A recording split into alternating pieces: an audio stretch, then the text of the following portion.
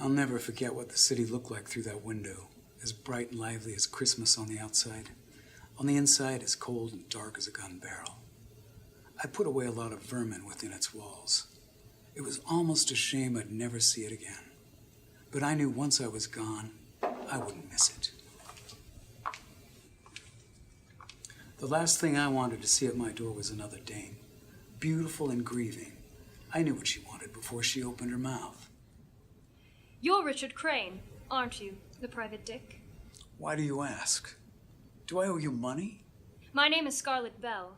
I heard you were the best. Most people just call me Rick. Please, I need your help. I don't do that anymore.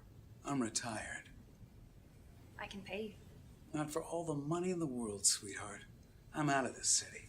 Please. My husband's been murdered. The cops are breathing down his sister's neck. She's innocent. And I have proof. But they won't believe me. I heard you have sway with the chief of police. That was true. Paul and I went way back. And as much as I wanted to never look at this place again, I could never turn down a dame who needed help, let alone two. Tell me what happened. I'm telling you, Paul, you're barking up the wrong tree with this guy's sister. But it makes sense, Rick. The guy goes off and builds his own company from the ground up while abandoning his sister to care for their sick parents. And then he gets rich. It's a crime of passion. Jealousy, you mean? Whatever you want to call it.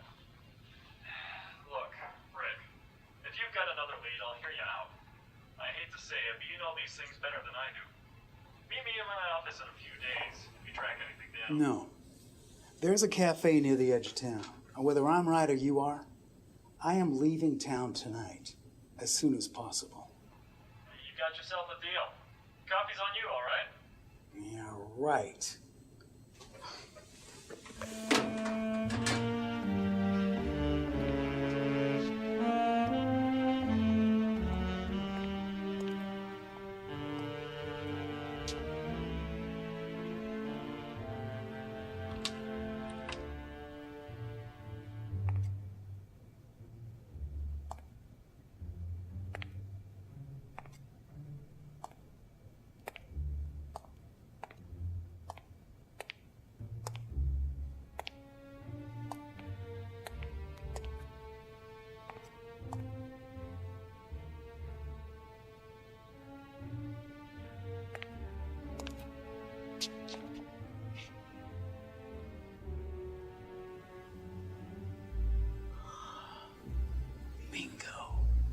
How did you get in here?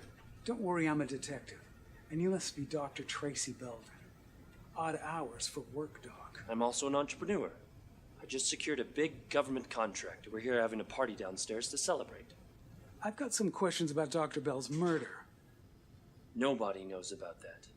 We told the employees it was a lab accident. I know you tried to cover it up, and it'll stay that way with the police. If you can tell me more about this white powder you've got laying around. It's pesticide.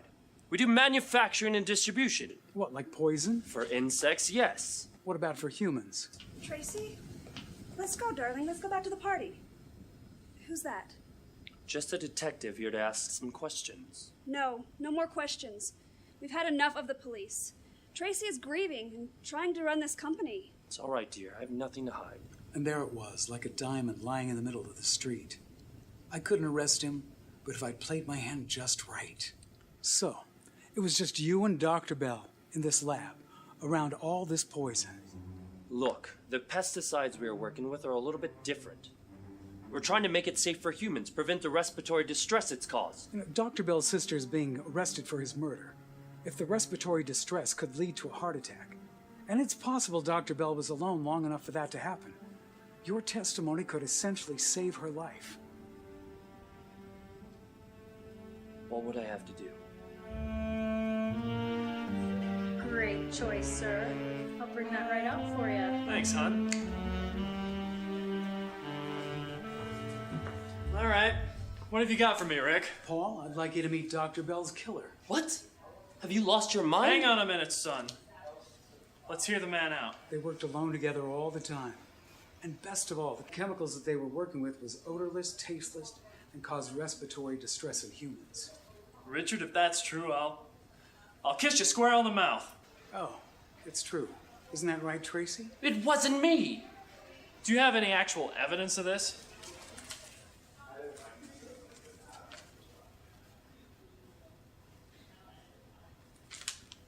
Tracy Belden, you're under arrest for murder. You'll hear from my lawyer. Come on. Come on.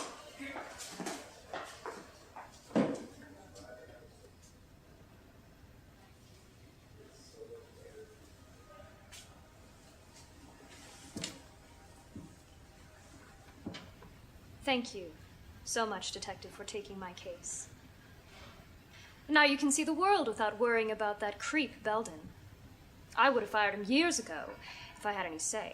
Haven't decided where I'm going yet. Maybe some little secluded cabin somewhere. Maybe you should come with me. Maybe not, Detective.